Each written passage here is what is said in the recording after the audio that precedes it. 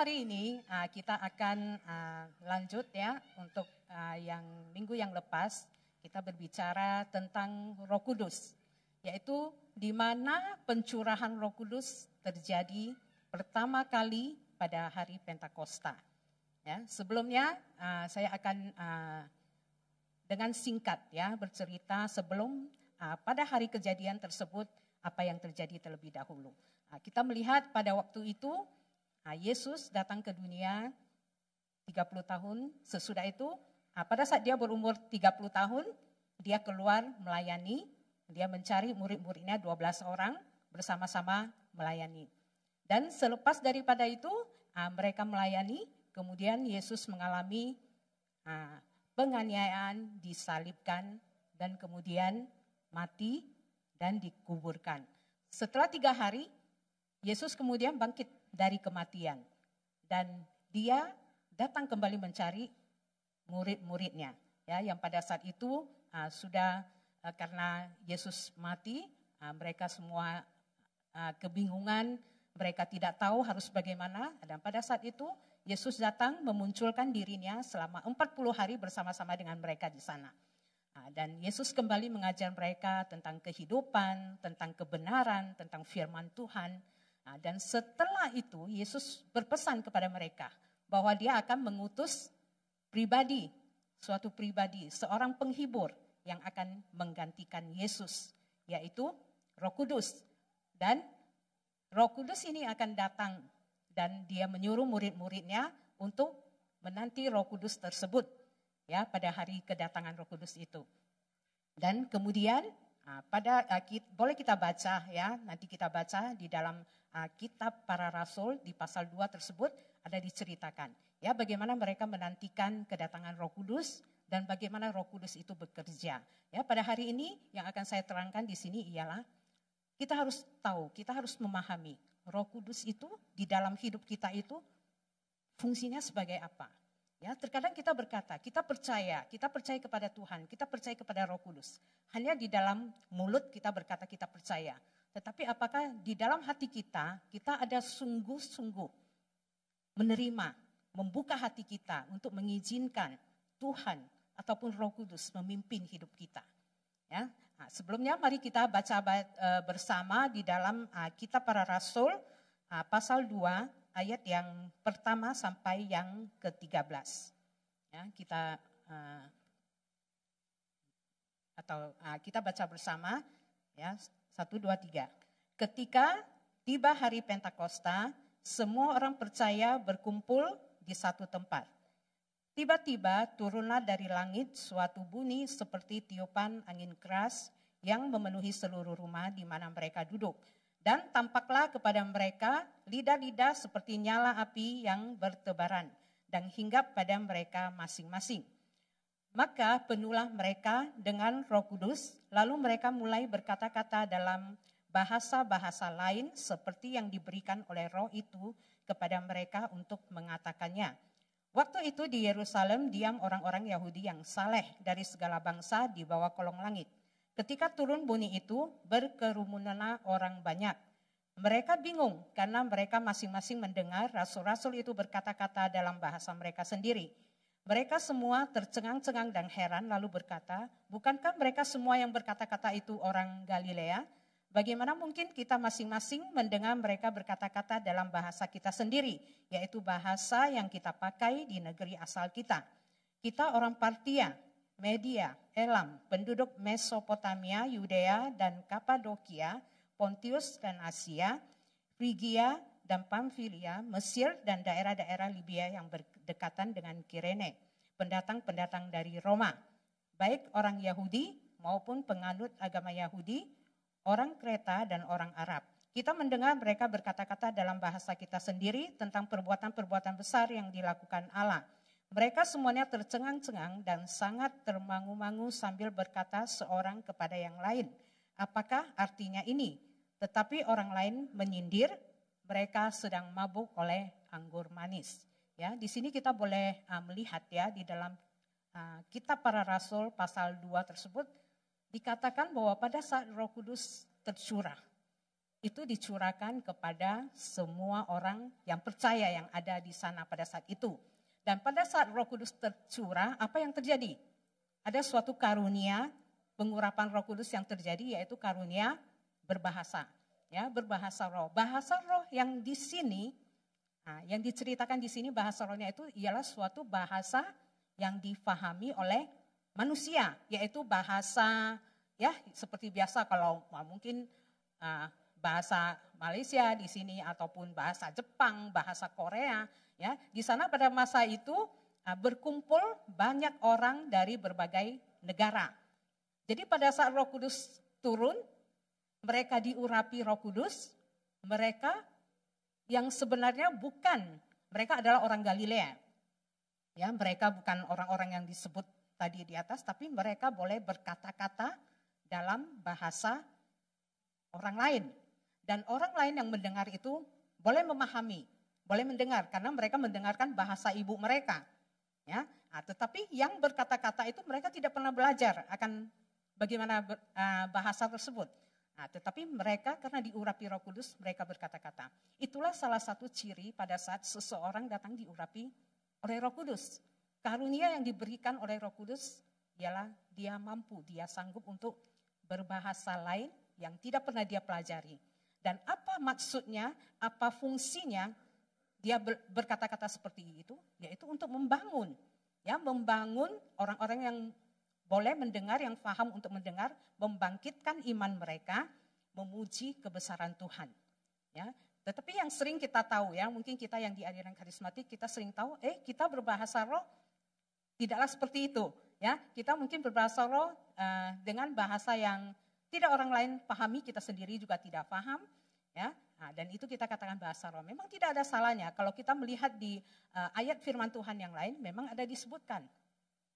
Ya, bahasa roh itu tidak kita pahami. Ya, kita berkata-kata kita tidak paham apa maksud perkataan kita, tetapi Tuhan tahu. Hanya seorang saja yang paham akan perkataan bahasa roh itu, yaitu Tuhan. Tetapi jangan kita salah sangka bahwa kita mengira bahwa itu mungkin pekerjaan yang lain, bukan pekerjaan sebuah pribadi yang disebut dengan Roh Kudus. Sama, sebenarnya itu adalah pekerjaan Roh Kudus, tetapi pada saat Roh Kudus bekerja, manifestasi yang dikeluarkan itu mungkin berbeda. Tetapi karunia berbeda, tetapi itu adalah satu Roh Kudus yang bekerja, Roh Kudus yang sama, ya, yang bekerja tetapi dengan cara yang berbeda. Kita melihat ya, ada ayat Alkitab di sana ya yang mengatakan, ya saya baca saja sekilas, siapa yang berkata-kata dengan bahasa roh tidak berkata-kata kepada manusia, tetapi kepada Allah. Ini bahasa roh yang biasa kita lihat kalau kita ada di gereja karismatik, ya. Mereka berkata-kata bukan untuk manusia, ya, tetapi berkata-kata kepada Tuhan. Untuk apa? Berkata-kata kepada Tuhan. Sebenarnya yang tidak kita pahami itu kita berkata-kata untuk membangun diri kita sendiri. Ya, sebab terkadang mungkin kita mempunyai masalah, kita mempunyai sakit penyakit yang tidak sanggup untuk kita ungkapan dengan kata pada saat kita berdoa. Jadi pada saat itu apa yang harus kita lakukan? Pada saat kita tidak mampu lagi dengan bahasa manusia, kita menyampaikan kepada Tuhan apa isi hati kita, apa yang kita lakukan, yaitu kita boleh lakukan dengan berbahasa roh. Sebab itu dimengerti Tuhan, difahami Tuhan. Apa yang menjadi kebutuhan kita, apa yang menjadi luka hati kita, apa yang terkandung di dalam hati kita, yang terkadang yang tidak mampu kita ungkapkan. Kita berkata-kata di dalam bahasa roh. Sangat penting untuk kita fahami Roh Kudus, pekerjaan Roh Kudus ini ya di dalam bahasa roh, di dalam pekerjaannya pada saat dicurahkan di gereja, sangat penting bagi kita untuk memahami. Kalau tidak, mungkin kita akan merasa takut ya pada saat Roh Kudus bekerja. Mengapa saya berkata demikian? Sebab saya pernah mengalami hal itu. Sejak saya kecil, saya bukan berasal dari gereja karismatik. Ya, memang sejak kecil itu saya berasal dari keluarga Kristen, tapi bukan dari gereja karismatik. Ya, dari gereja metodis. Oleh sebab itu, memang kalau di sana ada diajarkan tentang Tritunggal, ya, Allah Bapa, Allah Putra, Allah Roh Kudus. Tetapi kita taunya hanya sebatas pengakuan iman rasuli sering kita baca setiap minggu kalau kita pergi ke gereja ya. Kalau kita tahu yang gereja yang agak ortodoks biasa kita harus membaca doa Bapa Kami, pengakuan iman rasuli segala macam. Di sana ada dikatakan aku percaya kepada Roh Kudus, ya percaya. Tetapi kita percaya hanya di dalam pada masa itu ya, saya tidak berkata orang lain, saya sendiri mengalami pada saat itu saya percaya, bukan tidak percaya, ya percaya ada Roh Kudus. Tetapi tidak tahu bagaimana menggunakan atau bagaimana memakai. Ya, terkadang kita mempunyai sesuatu, ada diletakkan di depan kita, tetapi kita tidak tahu cara memakai. Kita tidak tahu cara mempergunakan karena kita tidak paham apa sebenarnya benda tersebut. Ya, kalau ada barang tersebut kita tidak mengetahui apa fungsinya, apa gunanya untuk kita. Jadi pada saat kita melihat dan kita tidak paham, mungkin kita akan merasa takut atau mungkin kita akan tidak mempedulikan hal tersebut dan kita kesampingkan. Ya, jadi itu kejadian pada saat saya di sekolah sekitar tingkatan 3 atau 4 lah, saya lupa. Pada saat itu saya sekolah di sekolah metodis. Jadi setiap minggu itu kita ada kebaktian ya di sekolah. Jadi kebaktian pada saat kita masuk kebaktian itu 2 kelas sekali masuk. Nah, kita ada menyanyikan puji-pujian, ada mengundang pendeta untuk berkhotbah. Jadi pada saat itu boleh dibilang pada saat di masa itu ya gereja karismatik itu boleh dikatakan berkembang, ya berkembang dengan pesat. Jadi pada saat itu teman dekat saya, ya yang dekat dengan saya yang duduk ada 3 tahun dia duduk bersebelahan dengan saya. Jadi dimulai dari adiknya, ya adiknya itu berkenalan dengan seseorang yang dari aliran karismatik. Ya, jadi pada saat dia Buddha ya, dia bukan Kristen, dia Buddha. Jadi pada saat adiknya itu berkenalan dengan orang tersebut, dia sungguh berapi-api, ya, jadi berubah berapi-api. Jadi pada saat dia mengikuti kebaktian di sekolah, kita ada menyanyikan kidung pujian. Kalau di sana ada kidung pujian ya, dan style lagunya itu tidak seperti yang kita nyanyikan ya, lebih yang monoton. Jadi pada saat menyanyikan lagu cepat, dia duduk di sana, banyak murid. Dia sendiri duduk di sana, dia boleh bertepuk tangan, dia boleh angkat tangan. Semua pada melihat, pada bingung. Guru juga bingung. Nah, ada apa dengan budak ini? Ya. Jadi tidak berapa lama kemudian kawan saya juga ikut karena dia dipengaruhi oleh adiknya. Jadi pada saat masuk kebaktian, dia juga seperti itu. Nah, pada saat kita menyanyikan lagu, dia bertepuk tangan, dia mengangkat tangan pada saat lagu yang lambat. Kita semua melihat, guru juga melihat, pendeta juga melihat, tidak ada yang berani menegur.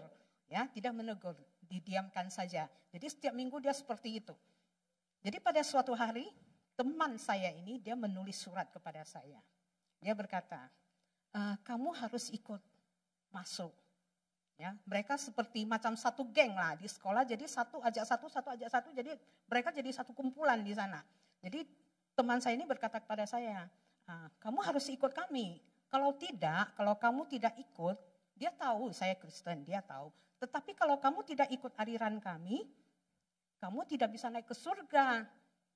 Surga bukan milik kalian, surga itu milik kita.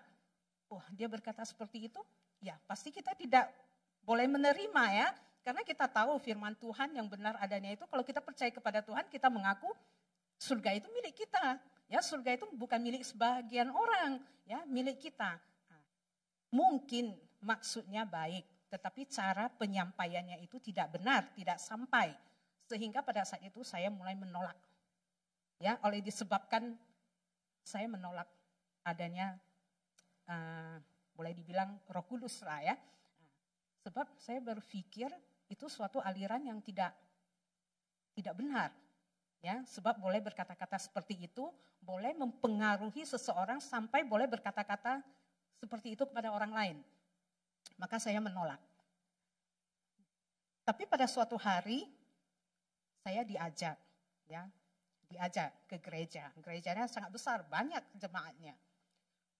Kita yang sudah dari kecil terbiasa di gereja yang diam-diam saja, ya, pada saat berdiri disuruh berdiri, pada saat duduk disuruh duduk, ya. Nah, pada saat mendengar firman Tuhan juga tenang saja, senyap saja. Tiba-tiba sampai di sana, wah, mengapa mereka memuji menyembah Tuhan sampai berjoget-joget? Apakah ini benar? Ya, mungkin kita boleh, karena kita dari kecil kita tidak diajarkan seperti itu. Ya, bukan saya bilang benar atau salah, tapi menurut pikiran saya, mengapa seperti itu? Lalu mereka mengoceh, ya, kalau saya cakap itu mengoceh dengan sesuatu yang tidak saya pahami. Nyanyi saja sudah pakai goyang-goyang, kenapa lagi berkata-kata macam waktu itu, ya, saya berpikir, ya, seperti orang gila. Ya, seperti orang gila, berkata-kata seperti orang gila yang tidak kita pahami. Mengapa bisa seperti itu? Mengapa boleh seperti itu mereka? Lebih merasa bukan takut, ya, tapi menolak, ya, karena kita tidak paham. Lebih menolak lagi. Terus melihat lagi, mengapa pada saat disuruh maju berdoa, didoakan jatuh pula, pingsankah? Apakah kita tak tahu, ya, kan kita memang di gereja lama kita semua dari sekolah minggu kita diajarkan tentang cerita Nuh, cerita apa kita paham, ya, karena setiap minggu kita pergi. Tetapi kalau tentang ini kita tahu ada, tapi kita tidak tahu apa fungsinya, apa yang kalau kita menerima Roh Kudus apa yang akan terjadi kita tidak tahu. Jadi pada saat kita melihat semua itu bingung, ya, sama seperti tadi di dalam kitab para rasul, mereka kebingungan melihat mengapa ada kejadian seperti itu terjadi, ya, apa sebabnya, mengapa boleh seperti itu. Jadi pada saat itu saya benar-benar menolak. Mungkin dalam masa yang lama sampai saya sudah mungkin beberapa bulan mengikuti gereja karismatik ini, saya masih di dalam hati masih meragukan. Karena apa? Karena dulu diajarkan seperti itu, tidak seperti ini. Ya, kita masih, kalau mungkin yang dari gereja-gereja yang ortodoks mungkin tahulah, ya, menghadapi masalah seperti itu. Sampailah pada saat kita belajar, apa yang harus kita pelajari supaya kita paham tentang Roh Kudus ini? Kita harus membuka hati. Ya, kita buka hati kita percaya bahwa itu memang adalah Roh Tuhan. Itu adalah asalnya dari Tuhan. Tuhan berikan kepada kita. Ya, untuk apa? Memberikan kepada kita, untuk menolong kita, untuk membantu kita. Ya, pada saat kita dalam kesusahan, Dia ada beserta dengan kita. Dia boleh, ya, berkata-kata kepada kita, tetapi sering kita tidak mendengar. Mengapa kita tidak? Ada orang berkata, saya mendengar Roh Kudus berbicara kepada saya begini. Mungkin ada sebagian dari kita berkata, saya tidak pernah mengalami kejadian seperti ini. Saya tidak pernah mendengar Roh Kudus berbicara. Saya tidak pernah mendengar Tuhan berbicara kepada saya. Kalau kita mengalami seperti itu, kita harus menyelidiki hati kita sendiri.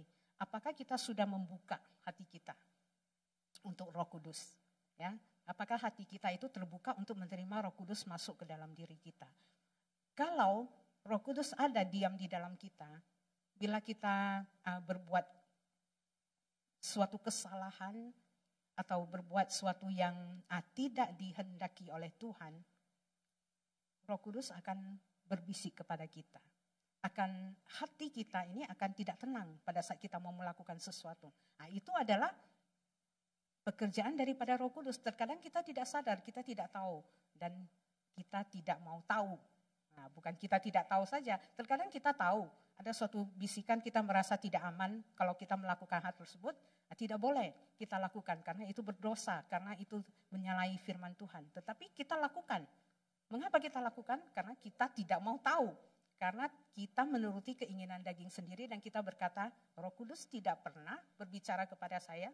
Tetapi sebenarnya Roh Kudus berbicara. Roh Kudus berbisik kepada kita berkata, kamu tidak boleh ya seperti itu. Atau kamu harus mengampuni orang tersebut. Tetapi kita tidak mau. Ya, karena kita menuruti keinginan daging kita sendiri. Ya, jadi di sini yang akan saya tegaskan sekali lagi bahwa Roh Kudus itu pada saat dia turun, pada saat dia tercurah, ataupun pada saat kita meminta Roh Kudus untuk masuk ke dalam diri kita, pada saat kita mau menerima Roh Kudus itu tidak melihat apakah kita itu mempunyai pendidikan yang tinggi, apakah kita itu di usia yang berapa, apakah mungkin yang berumur 30 sampai 40 tahun saja yang boleh menerima atau apa, tidak.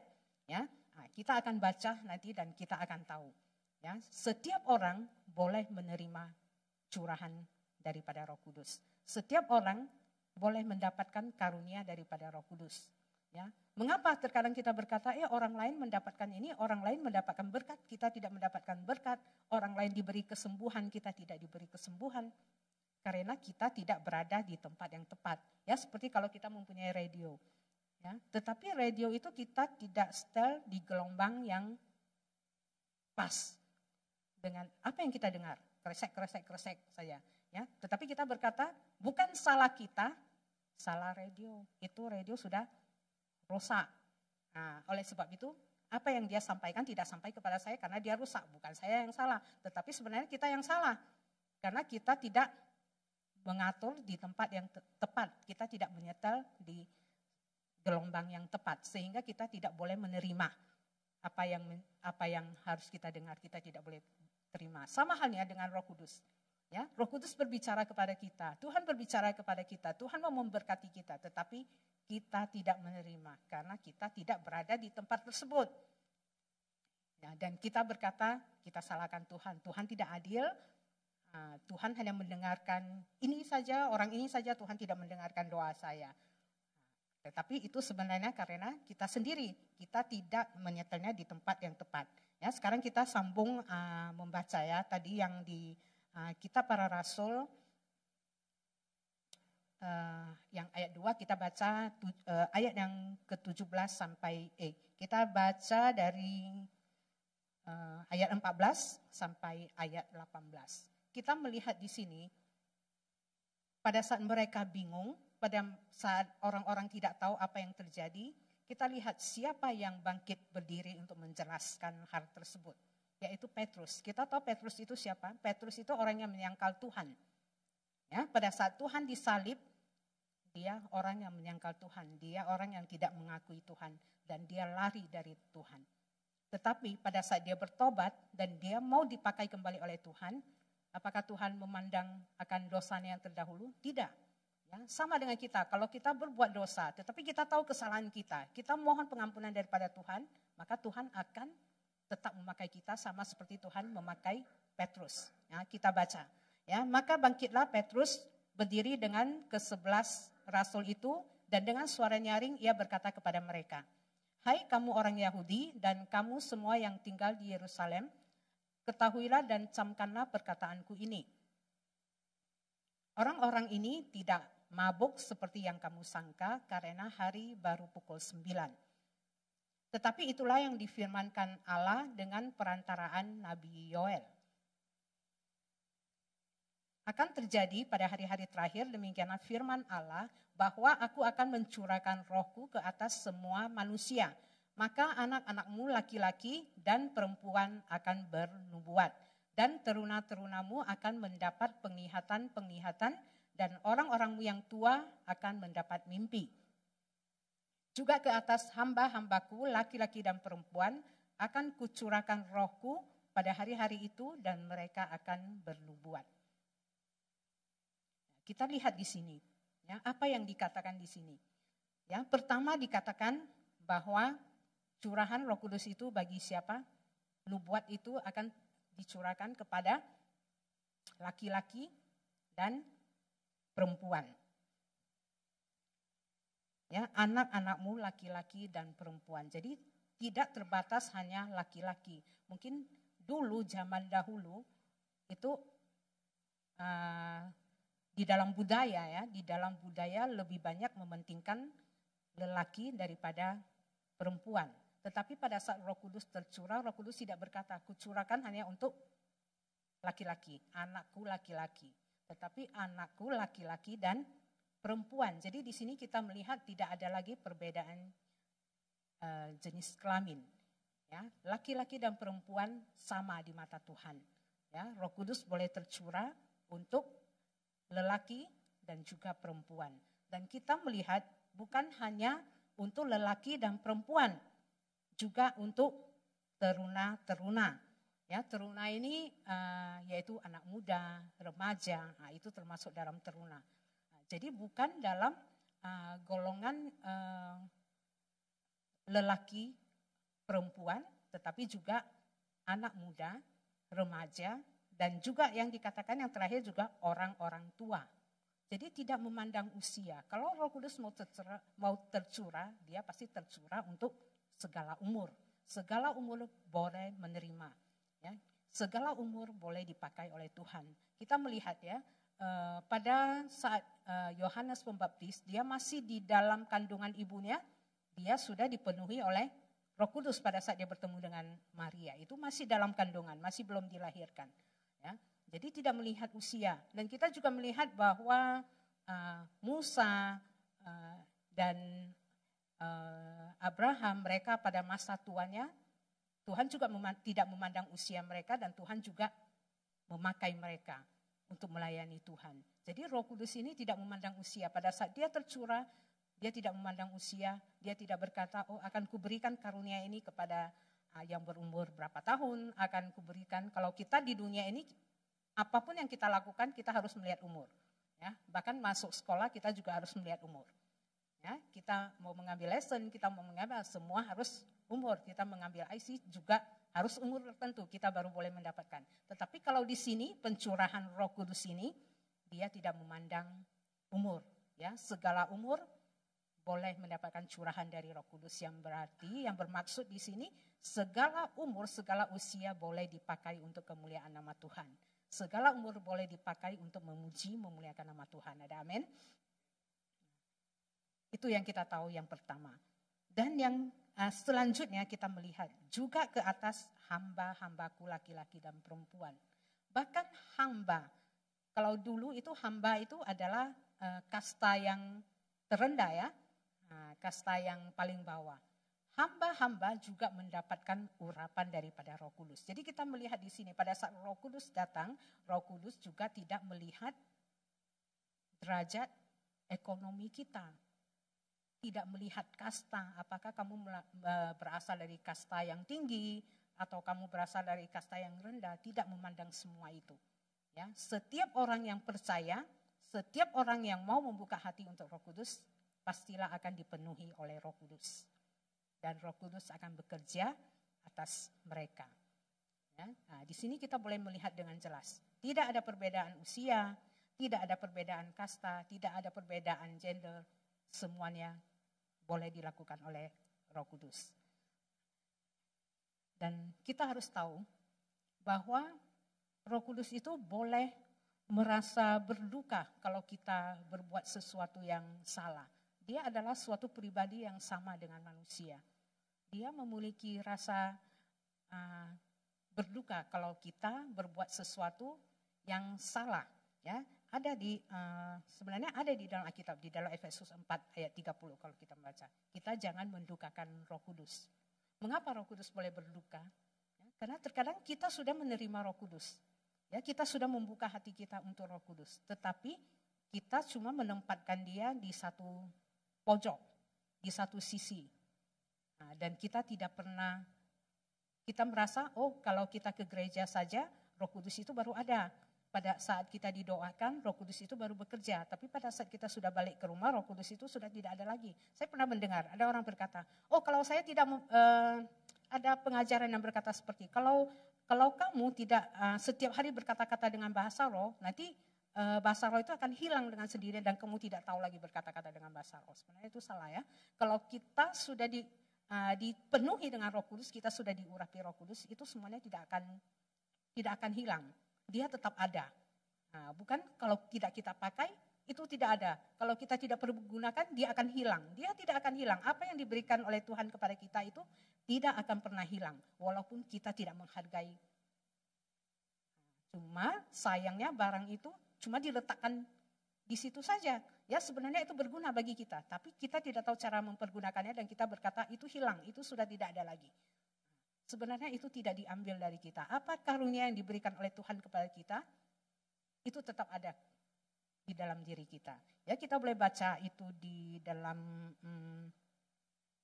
kitab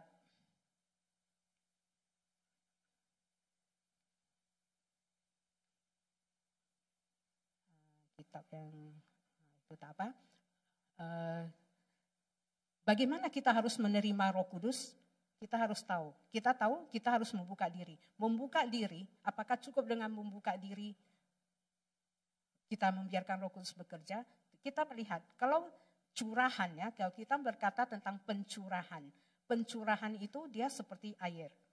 Betul? Dia mengalir dari atas, mengalir ke bawah. Jadi kalau sesuatu itu dicurahkan kepada kita, apa yang akan terjadi? Kering apa basah?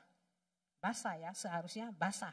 Ya, kalau sesuatu itu dicurahkan, kalau air dicurahkan apa? Basah. Tetapi banyak yang takut basah. Oleh sebab itu, bolehkah kita menerima, bolehkah kita mendapatkan? Kita berkata, oh kita mau. Tetapi pada saat mungkin, majulah ke depan, terimalah Roh Kudus. Oh saya, tanahlah, lain kali sajalah. Bagaimana curahan itu boleh terjadi, bagaimana kita boleh basah? Ya, oleh sebab karena kita tidak mendapatkan itu terlewat begitu saja. Ya. Penting bagi kita, mengapa saya tekankan sekali lagi, penting bagi kita, mengapa kita butuhkan Roh Kudus di dalam hidup kita. Ya. Karena beberapa hari yang lalu saya bertemu dengan kawan yang sudah lama tidak bertemu ya, karena 2 tahun ini ya susah untuk bertemu dengan orang. Ya, jadi pada hari Isnin kebetulan hari besar kan, ada waktu luang, saya ke rumah dia. Kami ke rumah dia dan cerita bukan bergosip ya, bercerita. Jadi dia berkata, kamu tahu anak si ini, oh kamu masih ingat? Saya kata, oh iya, ada apa? Dia berkata, anak remaja mungkin sekitar belasan tahun, ada dua orang dari 2 keluarga. Ya, saya katakan A dan B lah ya. Si A ini dia pernah loh melakukan percobaan bunuh diri, dia pernah bunuh diri. Dan si B ini juga ya bunuh diri dengan cara yang tidak sama. Oh saya terkejut ya mendengar itu sebab saya tahu saya kenal dengan orang tua mereka. Mereka aktif melayani di gereja, bahkan remaja 2 ini aktif melayani di dalam gereja. Mengapa semua ini boleh terjadi? Mengapa remaja yang sudah melayani Tuhan, ya mereka melayani tiap minggu, melayani dari kecil, melayani, ikut dengan orang tuanya melayani. Orang tuanya juga aktif melayani di dalam gereja.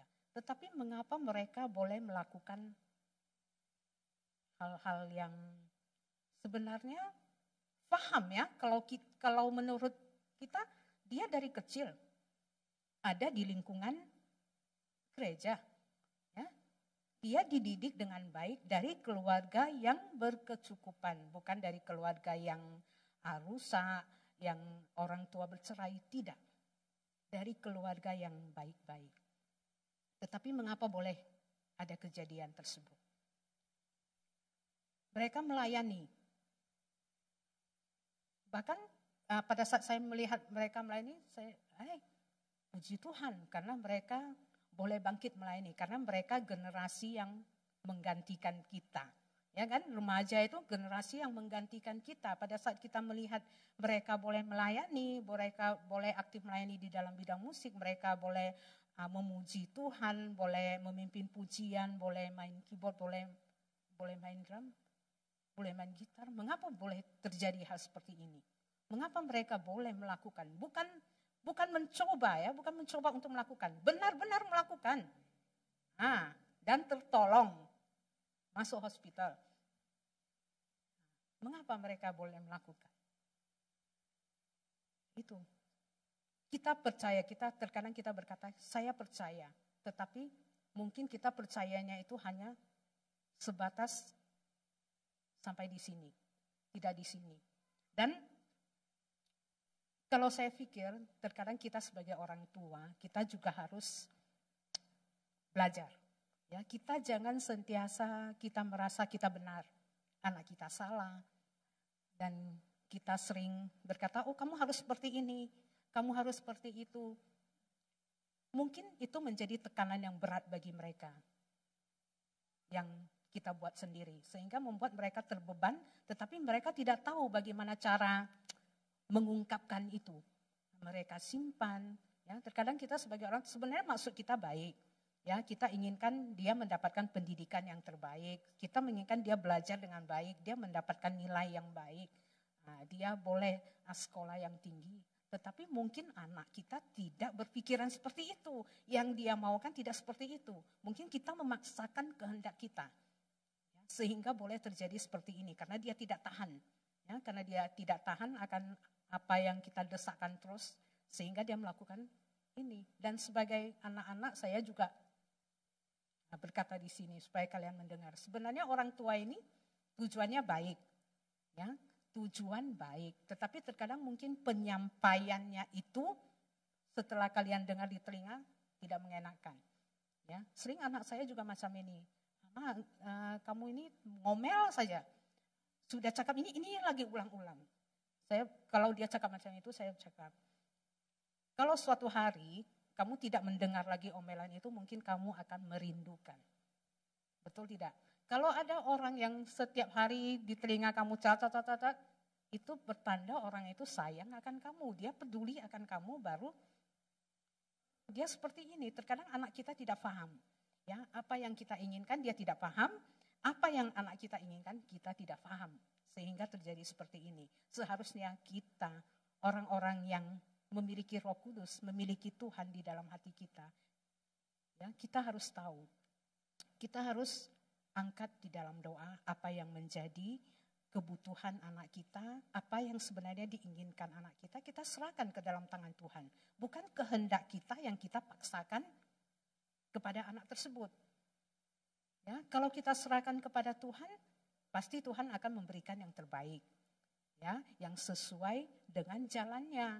Memang Tuhan sedang menetapkan, kalau dia akhirnya besar, dia harus menjadi seorang pastor misalnya, tetapi kita ingin anak kita menjadi dokter. Betul, pada saat kita memaksakan, mungkin dia memiliki tekanan, sehingga pada saat dia tidak dapat menerima, dan pada saat dia lemah, dia tidak memiliki Tuhan di dalam, tidak ada Roh Kudus. Mungkin Roh Kudus ada berkata tidak boleh, dia tidak mau mendengar, apa yang terjadi? Nah, kalau anak remaja, anak-anak yang masih labil, mereka berpikiran, ya mengakhiri hidup saja itu yang paling cepat, itu yang paling senang. Ya, karena kalau sudah tidak ada, mereka berpikiran tidak ada di dunia, apa-apa tidak ada lagi. Ya, sungguh disayangkan.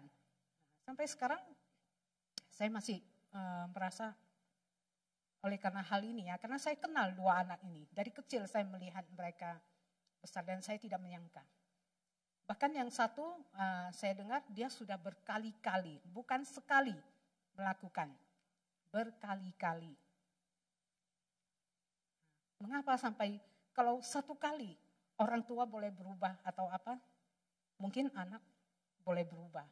Ya, tetapi ini sampai berkali-kali, mengapa boleh kejadian seperti itu? Oleh sebabnya itu kita lihat, kita sungguh membutuhkan Tuhan di dalam hidup kita. Kita sungguh membutuhkan Roh Kudus di dalam hidup kita untuk memimpin hidup kita. Kalau kita mempunyai Roh Kudus, maka pada saat kita hendak berbuat salah, kita hendak melakukan sesuatu yang tidak berkenan kepada Tuhan, Roh Kudus akan menegur kita.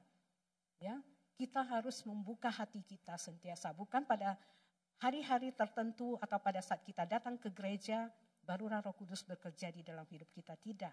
Setiap hari Roh Kudus ada bersama dengan kita. Tetapi apakah kita pernah berkata kepada Roh Kudus, tolong saya, pimpin saya, ya, sembuhkan saya.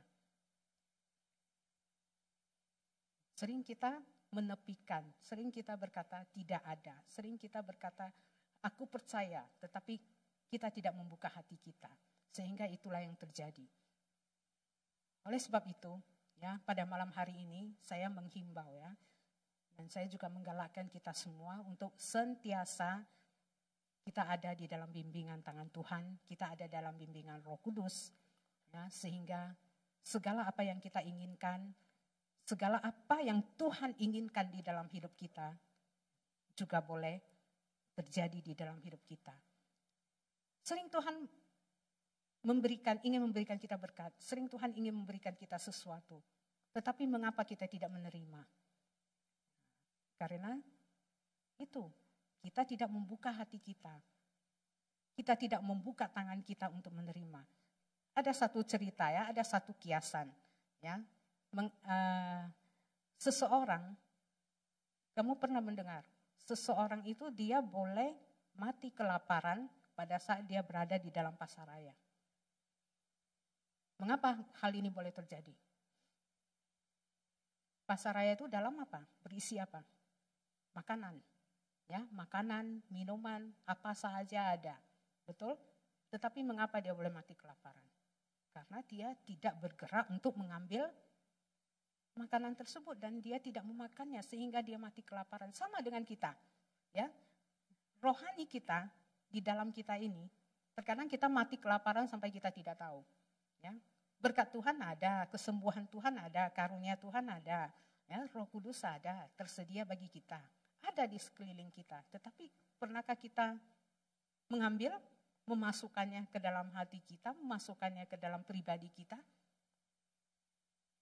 Mungkin sama seperti orang ini, ya, barang-barang ada banyak, nah, boleh memenuhi kebutuhan hidupnya, dia tidak akan mati, tetapi mengapa dia boleh mati di dalam? Itu disebabkan karena dia tidak mengulurkan tangannya, dia tidak mengambil. Sama seperti kita ya, di dalam hidup kerohanian kita, kita harus seperti ini. Kita harus tahu bahwa kita bukan hanya berdiam diri saja, kita duduk, kita menunggu. Dan uang itu boleh jatuh dari langit. Sering seperti itu, sering orang berdoa, Tuhan curahkan berkat-Mu, Roh Kudus turunlah. Tetapi dia tidak melakukan apa-apa. Boleh sesuatu terjadi kalau kita tidak melakukan apa-apa. Sama saja bohong ya. Nah, tidak akan terjadi apa-apa. Iman itu harus disertai dengan tindakan. Ya, kita berdoa, kita juga harus bertindak. Ya, kita harus bukan hanya berdoa, saya tunggu, tidak akan terjadi apa-apa. Ya, Tuhan berkati saya mau jadi orang kaya, saya mau beli rumah, saya mau beli ini. Tetapi kita tidak mau kerja. Nah, kita berdiam di rumah. Sama seperti itu, semua tidak akan jalan. Kamu pernah dengar cerita, saya pernah dengar satu cerita, ya, nah, dia anak seorang pendeta. Jadi pada saat dia mau pergi ujian peperiksaan, bapaknya ini berkata kepadanya, doa ya nak, biar nanti ujiannya dapat nilai E, dapat nilai bagus, ya, dapat nilai yang baik, harus berdoa. Jadi dengan polosnya, anak ini masih kecil ya, dengan polosnya dia pergi ke sekolah. Dan pada saat pulang itu dia nangis dan dia berkata kepada bapaknya, Papa engkau bohong lah. Engkau berkata doa, kalau saya berdoa itu saya dapat nilai E. Jadi bapaknya bertanya, lu mengapa? Kamu dapat nilai berapa? Oh dapat I le, saya fail, saya gagal. Lu mengapa boleh? Tapi bapak kata berdoa saja cukup. Nah, jadi dia tidak belajar sebab dia polos, dia masih kecil, dia masih darjah 1. Ya, jadi dia berpikir, bapaknya berpesan seperti itu kepada dia, kamu berdoa saja, kamu harus berdoa, baru kamu boleh dapat nilai E. Jadi dia dengan polosnya, tidak usah belajar. Kalau saya berdoa terus, pastilah saya akan mendapatkan nilai yang bagus. Seperti itu. Nah, jadi terkadang kita seperti, terhadap Tuhan kita seperti ini. Doa Tuhan itu seperti bayi ya, seperti baby yang masih belum dewasa kalau kita seperti itu terus-terusan. Ya, tidak mungkin sesuatu akan terjadi kalau kita tidak berusaha. Ya, Tuhan juga berkata di dalam Alkitab, di dalam Amsal, kita harus belajar seperti semut. Mereka rajin, mereka mengumpulkan bahan makanan. Ya, barulah mereka diberkati. Sama seperti kita. Jangan berdoa tapi kita tidak melakukan apa-apa. Kalau kita tidak melakukan apa-apa, apakah boleh seperti anak kecil ini? Nah, dia tidak berbuat apa-apa, dia menginginkan nilai yang bagus. Tentu itu tidak adil bagi orang lain belajar. Ya, kita umat Tuhan, kita umat Kristiani bukan Kalau kita mengandalkan seperti itu, doa itu sudah seperti kalau jampi-jampi ya, orang berkata ya, oh kalau saya seperti ini baru saya akan mendapatkan seperti ini. Tidak. Ya, jadi kita harus belajar, kita harus membuka hati kita harus sentiasa dekat kepada Tuhan. Sehingga apapun yang kita doakan, yang kita inginkan, yang kita perlukan itu dipenuhi oleh Tuhan. Ada amin? Amin. Ya, saatnya kita sampai di sini. Marilah kita tunduk kepala, kita sama-sama berdoa. Kita mohon ya Roh Kudus pada masa ini tercurah atas kita. Kita buka hati kita dan kita berkata, Roh Kudus, Engkau datang, Engkau hampiri kami, Engkau curahkan roh-Mu, sehingga Tuhan kami mau menjadi berkat-Mu, kami mau menjadi anak-anak-Mu, sebab di dalam roh-Mu kami dimenangkan, kami dikuatkan, dan kami diselamatkan. Ya, mari kita bersatu di dalam doa. Tuhan, terima kasih Tuhan atas berkat-Mu pada malam hari ini. Tuhan, Engkau curahkan roh-Mu kepada kami, Roh Kudus Engkau bekerja di tengah-tengah kami ya Tuhan. Roh Kudus Engkau bekerja, Engkau mengurapi semua yang ada di sini. Setiap orang yang ada di sini Roh Kudus, Engkau curahi dengan kuasa-Mu, Engkau curahi dengan berkat-Mu, Engkau curahi dengan karunia-Mu. Sebab Engkau berkata, setiap orang yang menerima Roh Kudus mereka akan mendapatkan karunia-karunia dari-Mu. Curahkanlah karunia-Mu Tuhan kepada kami masing-masing ya Tuhan, atas pemberian-Mu itu. Karunia untuk bernubuat, karunia untuk mendapatkan penglihatan, karunia kesembuhan, karunia untuk diberikan kedamaian. Kami bersyukur kepada-Mu ya Tuhan, kami serahkan kami semua ke dalam tangan-Mu. Tuhan Engkau berkati, Tuhan Engkau berkati juga usaha pekerjaan kami semua. Tuhan kami serahkan ke dalam tangan kuasa-Mu, kami tahu Engkau Tuhan Allah yang mencukupkan segala kebutuhan kami. Kami juga percaya kepada-Mu ya Tuhan, Engkau sentiasa akan menjaga keluarga kami, anak-anak kami. Apapun yang kami kerjakan semuanya akan berhasil di dalam Tuhan. Kami bersyukur kepada-Mu Tuhan, jauhkanlah kami dari segala percobaan, dari segala yang jahat. Ya Roh Kudus, Engkau bekerja di tengah-tengah kami. Engkau sentiasa ada bersama dengan kami, menuntun hidup kami, menuntun langkah kami. Kami bersyukur kepada-Mu ya Tuhan, di dalam nama Tuhan Yesus, kami mengucap syukur dan berdoa.